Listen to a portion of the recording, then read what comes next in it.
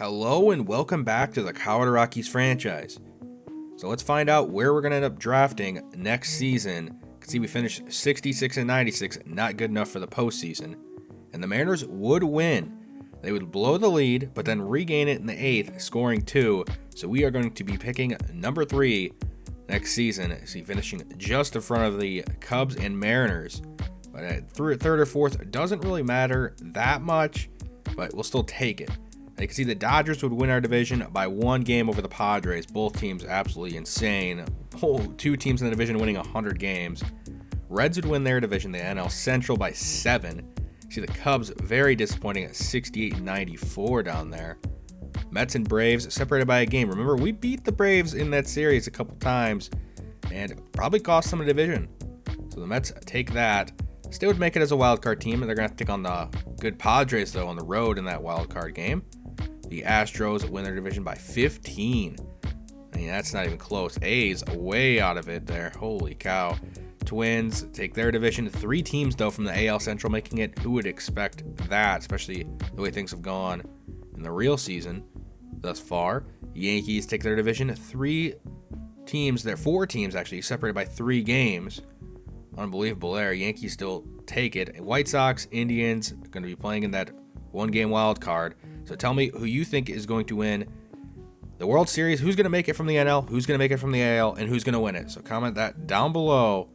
Me, I would say I'll take the Padres and the Twins. I'll take Padres, Twins, and I'll take Padres winning the World Series. That's what my prediction is. But we'll find out next episode. Right at the start, I'll be showing that off, who's going to win that. Let's move on to the stats. See the wins leader for our team. Not really surprising, German Marquez. He also had the most losses. Saves, Daniel Bard with 26. Innings pitched, I mean, not too many workhorses on the team. I got a couple of them.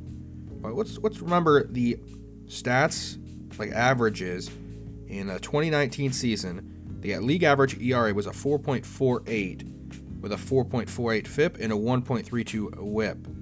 And the the strikeout percentage was 23%. With an 8.5 walk percentage. So we don't have too many good pitchers, but we have a couple.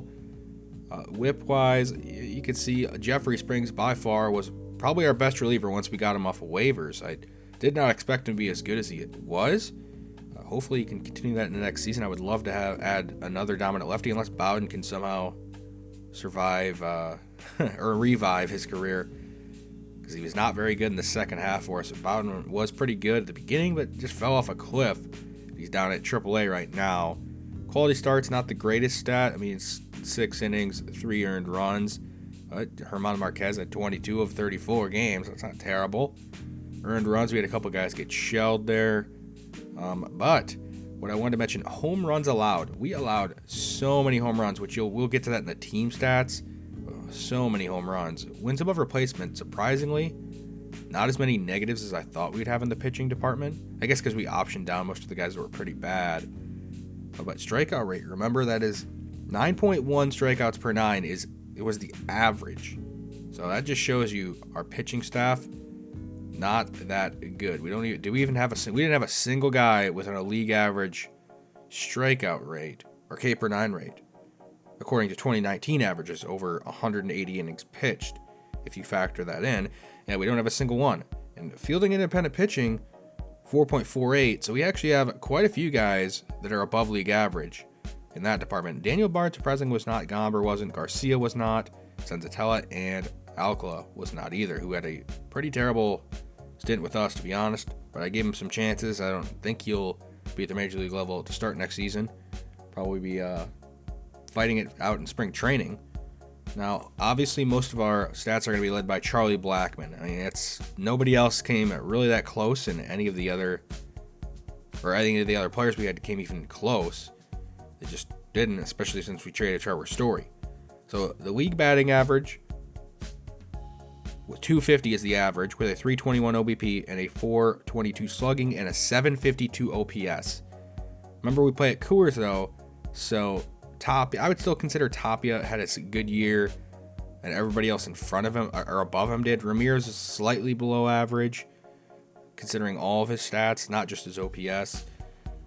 Caratini, I know his OPS is low, but once we get to the wins above replacement, Caratini actually was not that bad. Apparently, I guess compared to catchers, must have had a terrible season around the league. Ryan McMahon there with 2.8 WAR, Blackman has 2.9, but Tapia leading the team with 4.1 WAR.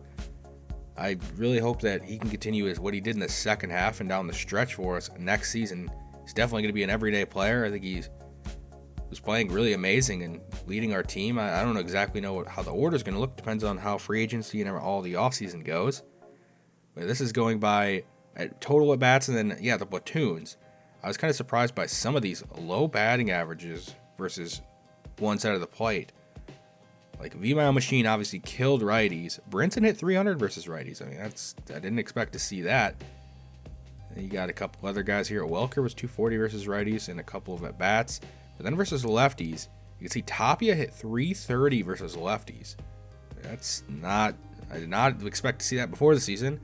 Caratini 263. Larnack was actually better versus lefties. And Brinson was actually worse versus lefties average wise. But what are you going to do? He actually had a fantastic run with us once we called him up, and I expect him to play a bunch in spring training and earn some playing time, more playing time next season.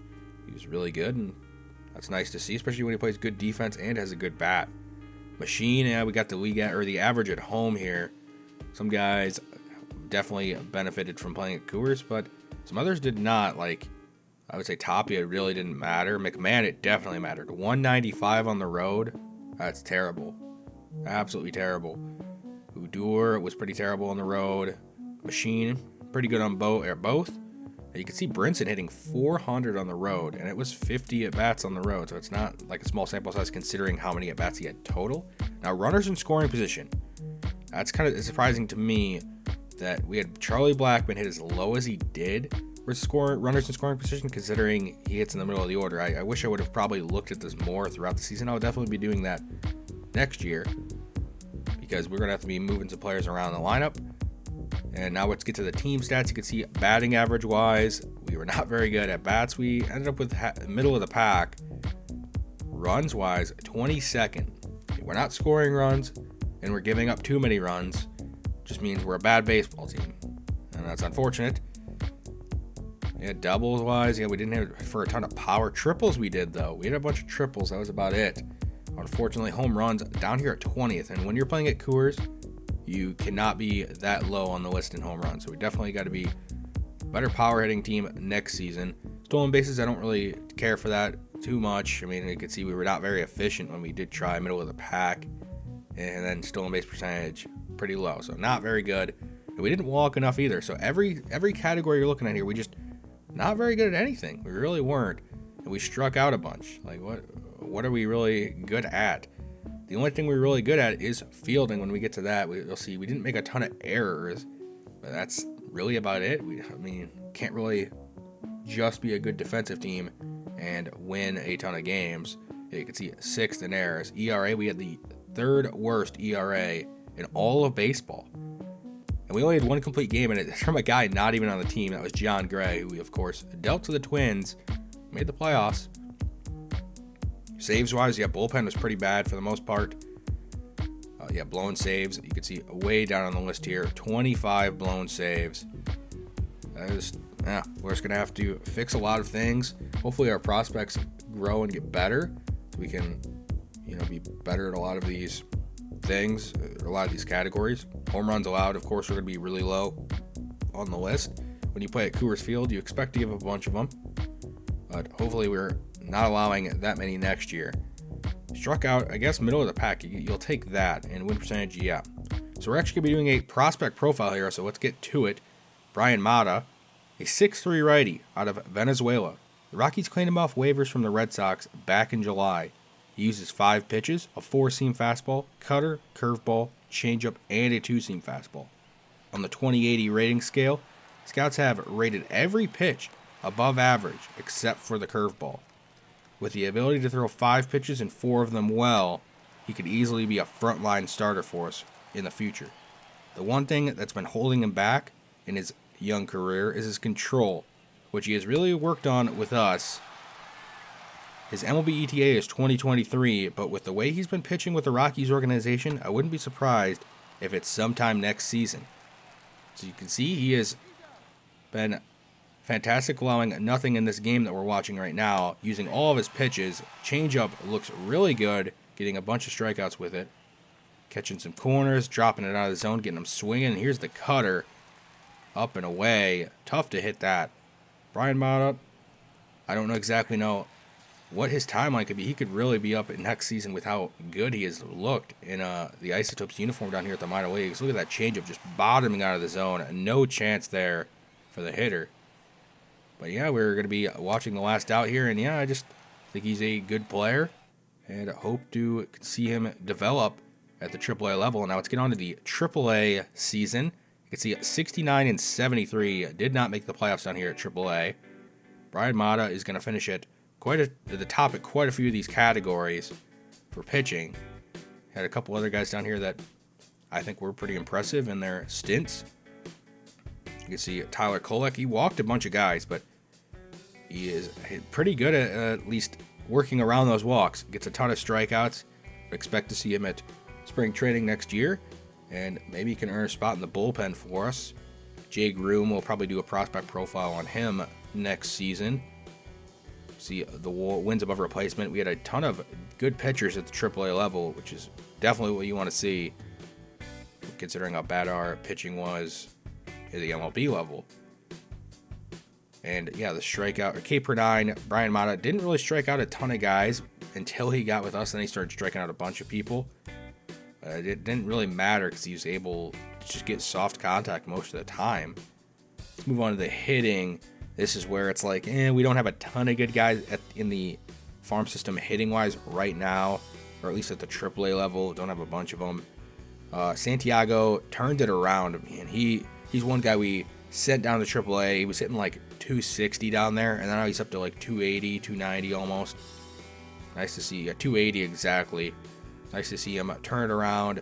Definitely get a shot at spring training. He finished with the most wins above replacement on the team down here at the AAA level.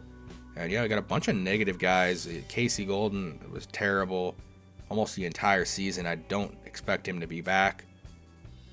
Probably be on some other team. He's getting up there in age. A couple of these guys are getting up there in age for their prospect status, and I think it'd be best to move on from them, as I don't really see them having a future in this organization and really helping out. And they'll just be taking playing time from other young guys I want to get up in our system. Yeah, that's the AAA. Let's move on to the AA. 55 and 65.